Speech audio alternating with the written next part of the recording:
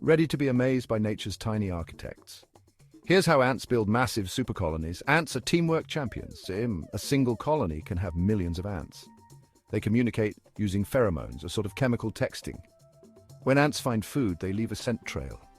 Others follow, creating highways of tiny workers. Queens lay thousands of eggs, ensuring a constant workforce. Workers dig tunnels and chambers, connecting colonies into supercities. Some supercolonies can stretch miles. Imagine a city of tunnels underneath your feet. Next time you see an ant, remember, there's a whole world hiding underground. Nature is amazing, isn't it?